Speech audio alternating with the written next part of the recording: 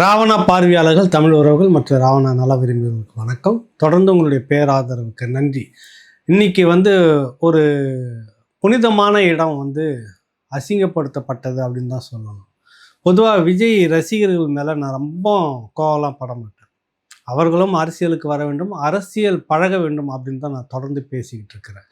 இன்று காலையில் நாகூர் வேளாங்கண்ணி கோயிலையும், நாகூர் பக்கத்தில் இருக்கக்கூடிய வேளாங்கண்ணி கோயிலும், நாகூர் தர்காவிலையும் விஜய் நேரடியாக போகிறதா தகவல். அதை ஒட்டி அந்த வேளாங்கண்ணி கோயிலில் விஜய் அந்த காலை அதிகாலை பூஜைன்றது இருக்குல்ல, பொதுவாகவே அந்த இடம் என்னென்னா உங்களுக்கு இந்த பேரிடர் காலத்தில் அது ஒரு தஞ்சம் கொடுத்த இடம். சாதி மதம் எல்லாம் பார்க்காமல் அங்கே இருக்கிற அந்த பகுதி தர்காவும் சரி, இல்லை வேளாங்கண்ணி கோயிலும் சரி, வேளாங்கண்ணி கோயிலெலாம் பெரிய அளவில் தஞ்சம் கொடுத்த இடம்.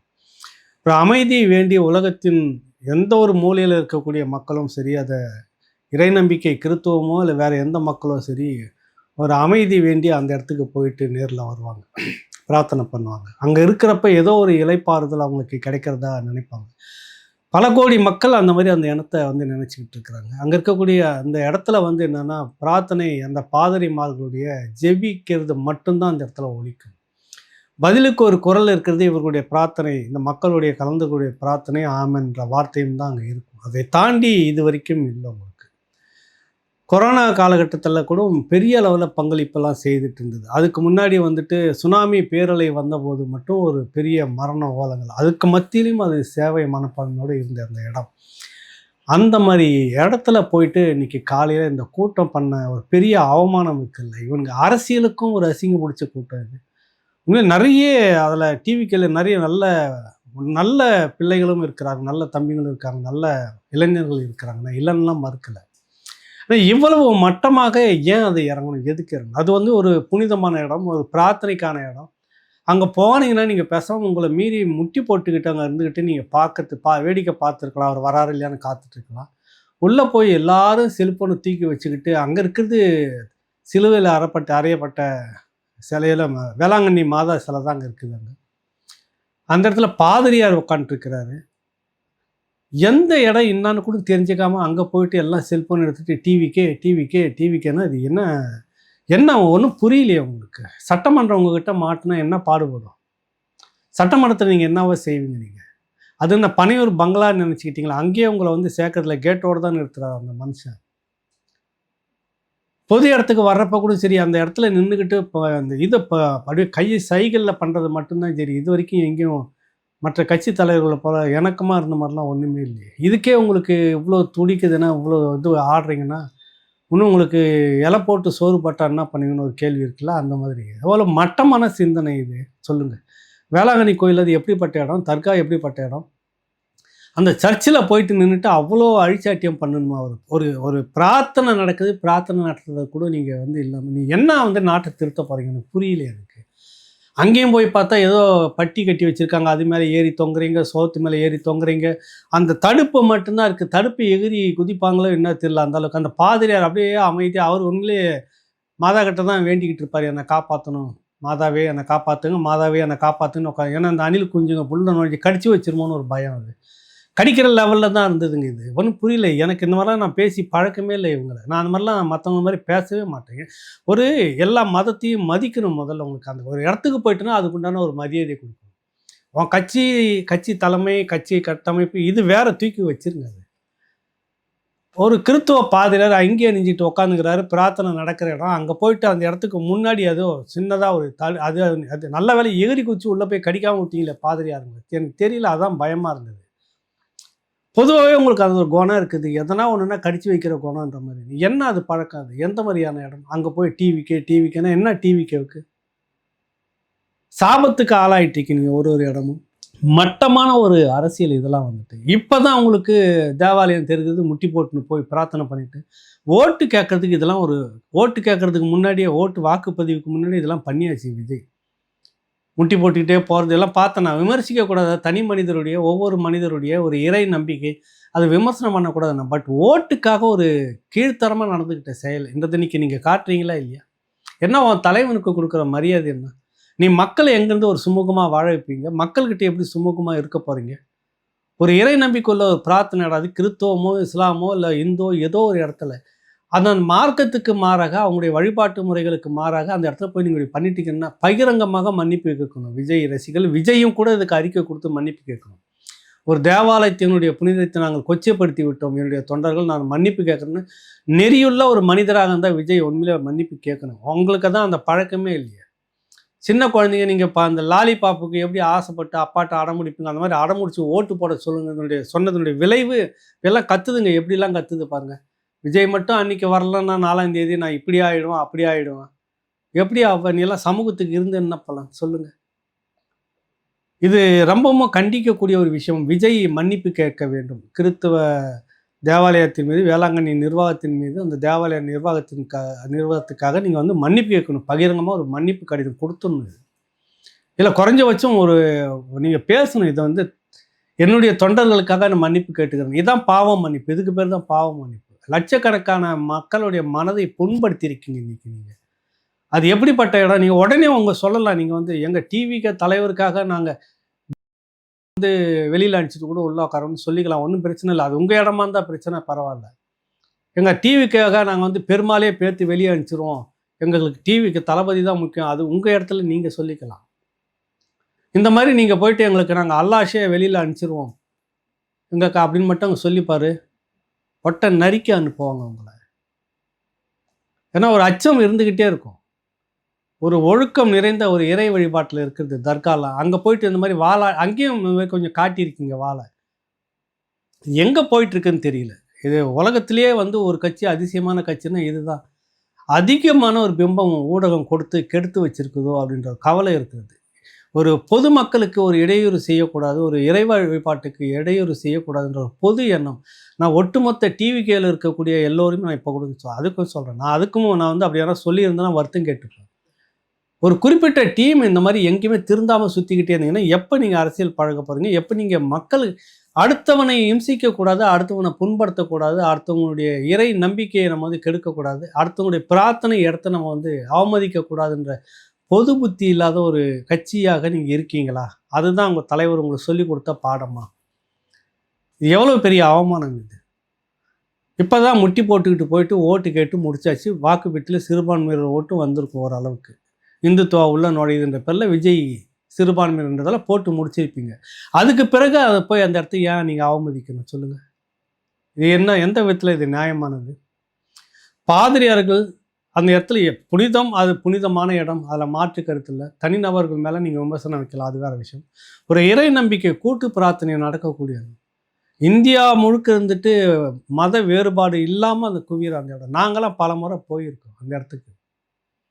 இறை நம்பிக்கை இருக்குதோ இல்லையோ, ஆனால் கடவுள் மறுப்பு பேசிக்கிட்டே அங்கே போன எத்தனையோ கூட்டத்தில் நான் பார்த்துருக்குறேன். அது வந்து எல்லோருக்கும் வந்து ஒரு ஆறுதல். அங்கே போனால் ஒரு ஆறுதல். எல்லோரும் வாருங்கள் இலைப்பாருங்கள்ன்றது தான் ஒரு இடம். அந்த வாசகம் அங்கே போய் உக்காந்துக்கிட்டு ஒரே இது என்னன்னே தெரியல எனக்கு. என்ன காட்டுவாசிக கூட வந்து திருந்துறதுக்கு வாய்ப்பு இருக்குது.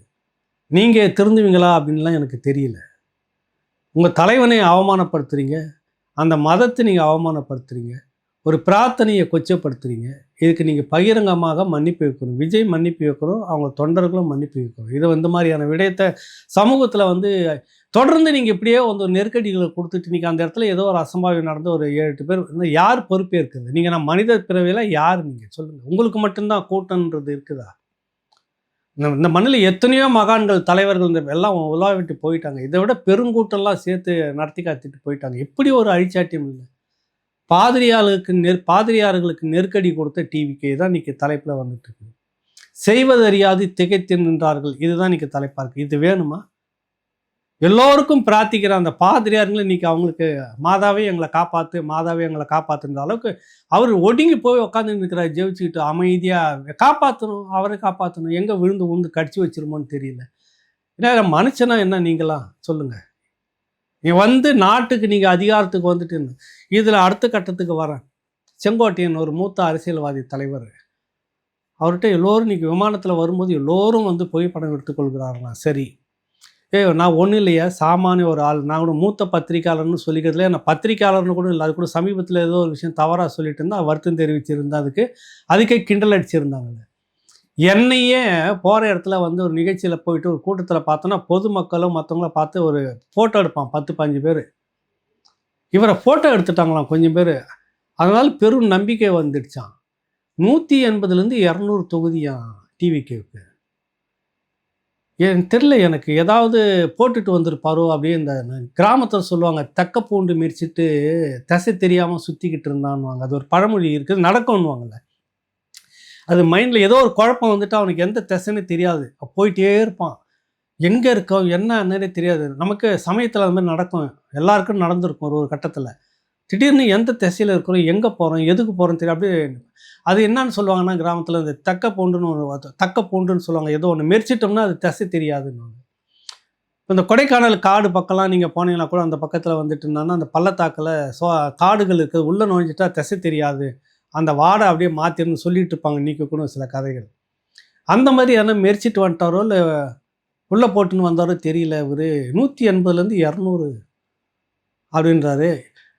ஓ, புரியலையே எனக்கு ஒன்றுமே. அப்படியே மிரண்டு போய் உட்காந்துட்டு நான், என்ன அந்த இப்படி கூட இருக்குமா ஒரு இதுக்கு மேலே என்ன யாருன்னா இவர் யாருன்னா கடிச்சு வச்சு தொலைச்சிட்டாங்களோ, அது எதனா ஏறிடுச்சோ மண்டைக்குள்ளார அப்படின்னு தெரியலையே. மீதி இருக்கிறது 34 தான். மொத்தமே தமிழ்நாட்டுக்குள்ளே 234 தான். ஒரு 75 ஆண்டு பாரம்பரியம் கொண்ட திராவிட முன்னேற்ற கழகம், ஆளானப்பட்ட ஜமீன்தாரிகள் கட்சின்னு சொல்லக்கூடிய காங்கிரஸே உண்டில் இருந்த மண்ணில் தோசம் பண்ணி என்ன அவ்வளோ பெரிய அளவு இன்றைக்கும் வந்து காலுக்கு கீழே தான் வச்சுக்கிட்டு இருக்கு காங்கிரஸ்.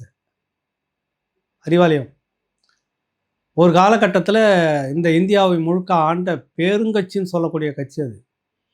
அது இவர்களை வந்து ஒரு கூட்டம் நடத்துறதுக்கு அனுமதிக்க மாட்டாங்க, வெட்டி வெட்டி அடிச்சுட்டு இருப்பாங்க காங்கிரஸ். திமுகவுக்கு கூட்டம் இல்லாமல் மாங்கொல்லையிலையும் மாந்தோப்புலையும் தென்னந்தோப்புலையும் போய் கூட்டம் பேசிட்டு வருவோம் நாங்கள் ஒன்றா கூடி அப்படின்லாம் ஒரு கட்டத்தில் பேசின கதை உண்டு. அப்படிப்பட்ட காங்கிரஸே வந்து உண்டுலன் பண்ண கட்சி திமுக. 1000 விமர்சனம் அது மேலே இருக்கட்டும்.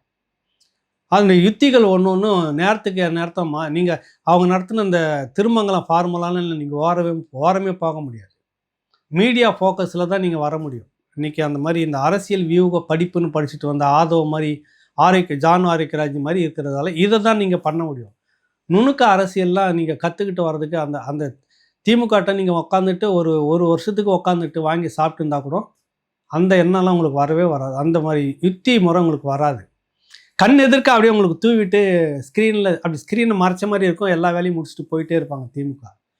அந்த கட்சி வந்து 34ல் அந்த மீதி 34 தான் எடுக்கும் அந்த கட்சி. முழுசாக அதை எடுத்தால் கூட 34 தான் அவங்களுக்கு மிச்சமாக. அதற்கு அடுத்து அந்த திமுகவுக்கே தண்ணி காட்டுனது எம்ஜிஆர் அவர்களுடைய கட்சி.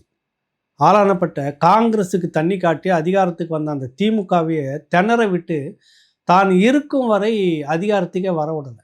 பிற்பாடு செல்வி ஜெயலலிதா வந்து 91 96 ஒரு முறை ஏமாந்து, 2வது முறை 3வது முறை தொடர்ந்து 10 ஆண்டு ஆச்சு. இருந்திருந்தாங்கன்னா இந்த முறையும் அவங்க தான் வந்திருக்கணும். இப்படி இருந்து 21 அவங்க வந்துட்டு இருப்பாங்க. செல்வி ஜெயலலிதா அவர்கள் இருந்திருந்தாங்கன்னா அந்த யுத்தியை பயன்படுத்தி திமுகவுக்கே தண்ணி காட்டினா அதிமுக இன்னொரு பக்கம் இருக்குது. 2 மலைகள் அப்படின்னு சொல்லலாம்.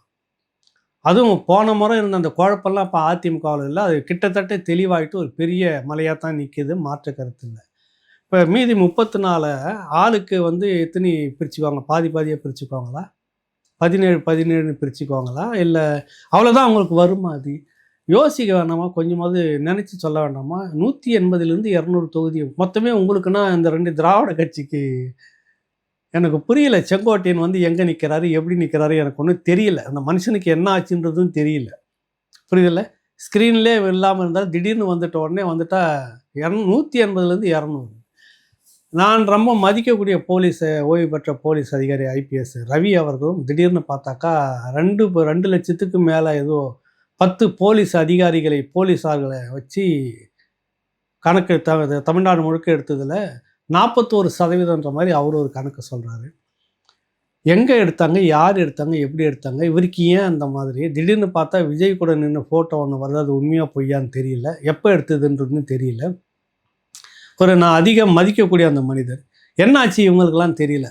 செங்கோட்டையனுக்காவது சரி வேணாம், அது அவர் தெரிஞ்ச விஷயம், அது ஏதோ மண்டையில் ஏறிடுச்சு, அவர் சொல்லிட்டு இருக்கிறாரு, சொல்லித்தான் ஆகணும்னு வச்சுக்கோ.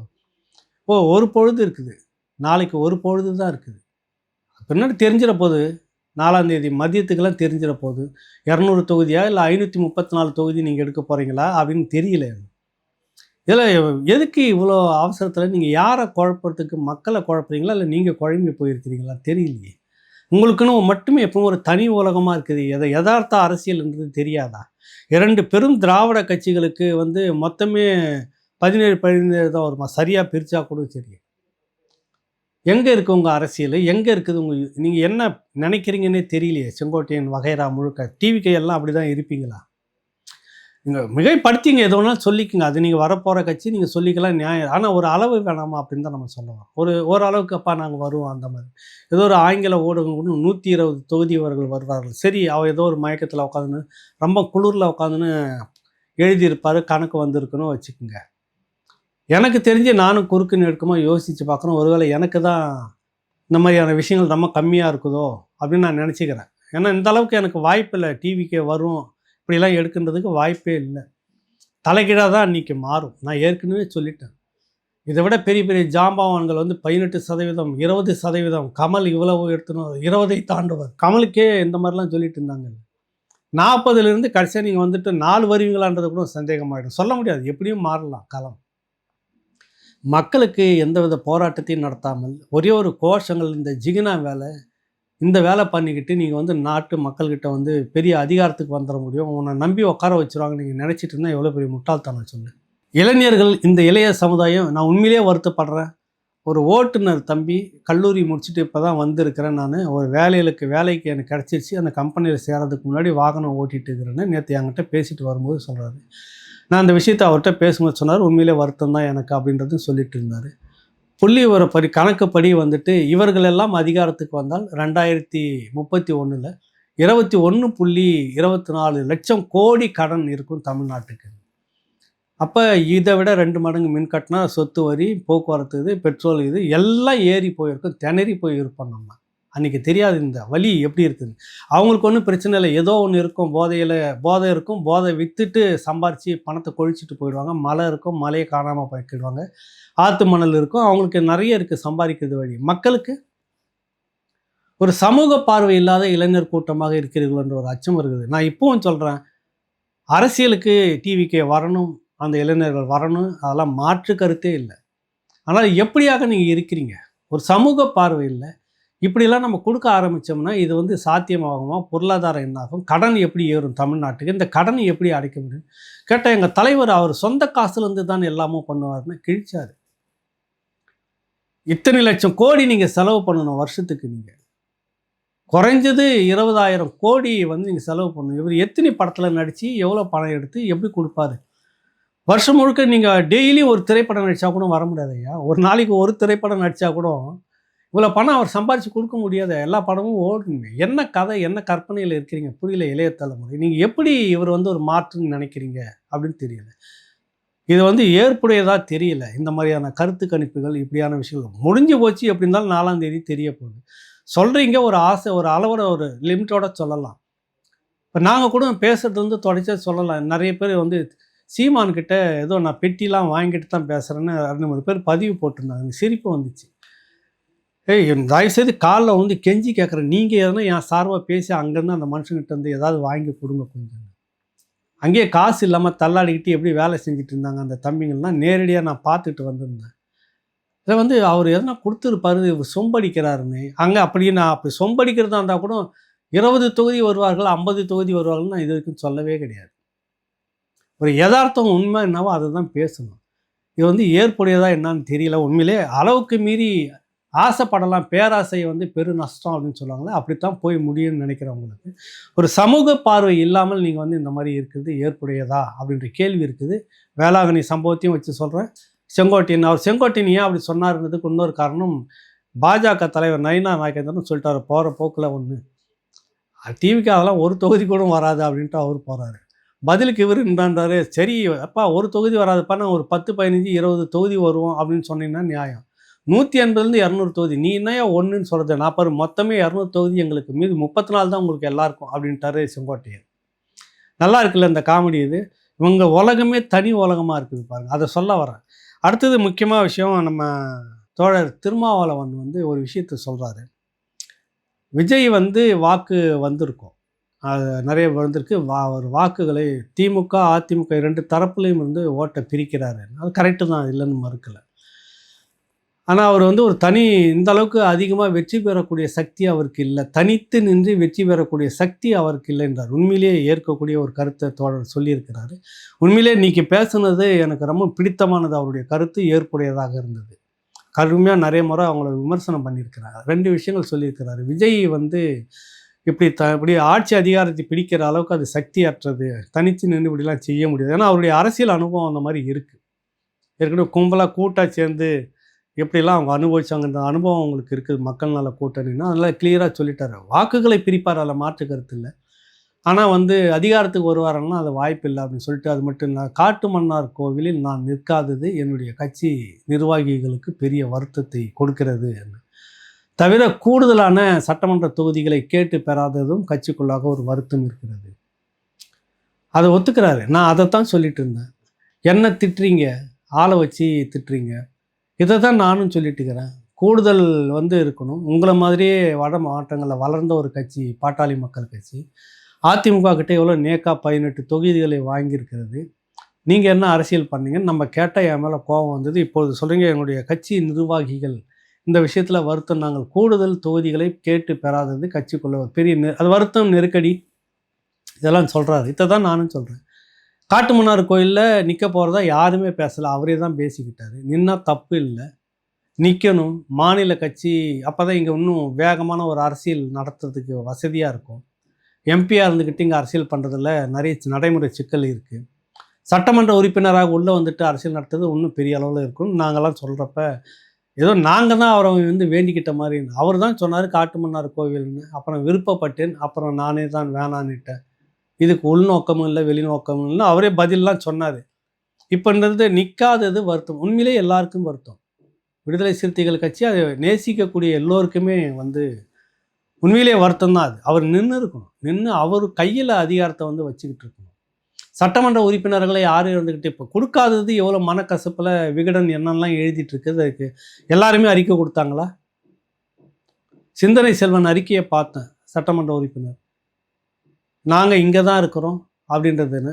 பனையூர் மோகன் சட்டமன்ற உறுப்பினர் மோகன் பாலாஜி, அதுக்கு அடுத்தது சட்டமன்ற உறுப்பினர் பாலாஜி, அதுக்கு அடுத்தது வந்து இவர் ஷாநவாஸ். இவர்கள் எல்லோரும் வெளியில் போகிறாங்க 4ஆம் தேதிக்கு பிறகு. ஸ்டாலின் பேசிவிட்டார் அப்படின்னு சொன்னாங்க. வலுவான ஒரு எதிர்ப்பு அந்த தரப்புலேருந்து அப்படிலாம் இல்லையே. பாலாஜி தொடர் பேசியிருக்கிறாருன்னு நினைக்கிறோம். நம்ம பனையூர் பேசினாரான்னு தெரியல எனக்கு. ஒருவேளை பேசியிருந்தால் ஏற்கக்கூடியது. இப்போ இந்த குழப்பத்தை ஏற்படுத்துதில்ல ஊடகம், அதுக்கு நம்ம இடம் கொடுத்துட்டோம்ல.